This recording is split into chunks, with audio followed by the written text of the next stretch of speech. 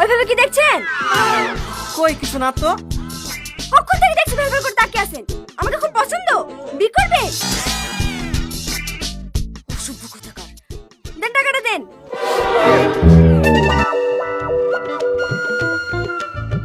কি হলো? ডাব না খেয়ে ফেলে দিলেন যে? আপনি টাকা চাইলেন যে? টাকা চাইলে বলে ডাব না খেয়ে ফেলে দিতে হবে? দাঁড়ান, আরেকটা ডাব কেটে দিছি।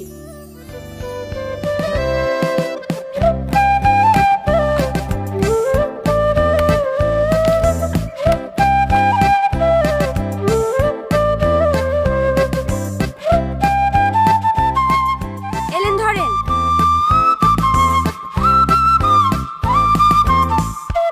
আশি টাকা যে?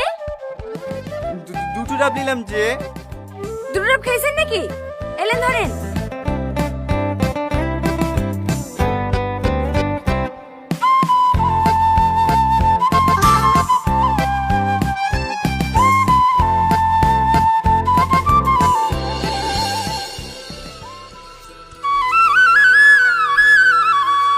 কিরে, ইন্টারভিউ কেমন হলো? আর ইন্টারভিউ সবই টাকার খেলা। এ যুগে ঘুষ ছাড়া চাকরি পাওয়া আর সাইকেল চড়ে চাঁদে যাওয়া দুইটাই সমান। লেলার মন খারাপ করিসনি, আপনি চাকরি হবে। এদালে ধর। মোবাইল তুমি এত টাকা কোথায় পেলা? আমার কাছে কিছু টাকা গোছানি ছিল, আর বাকিটা কিস্তি করে লিয়েছি। ও অতটা চিন্তা করতে হবে না, আমি মাসে মাসে শোধ করে দেবো। আমার লক্ষ্মী বোন। কিরে কোথায় যাচ্ছে, খেয়ে যা। হাসি বোন আসি, হ্যাঁ বন্ধুদেরকে দেখে আসি। পাগল একটা।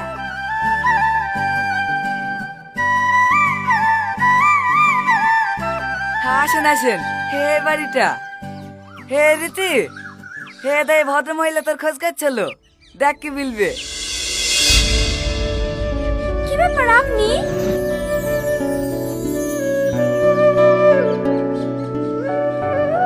আমাদের চোখের সামনে ছেলেটা যখন 2 বছর বয়স মাটা মারা গেল, কিছুদিন পর চিকিৎসার অভাবে বাপটাও মারা গেল।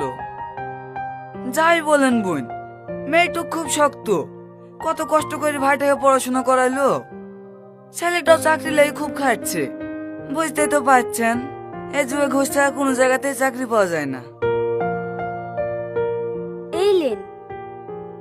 আরে আরে, তোমাকে অত ব্যস্ত হতে হবে না, বসো তো। খুব মিষ্টি চেহারা, মানতে হবে আমার ছেলে পছন্দ আছে। মা, তোমার কাছে আমি একটা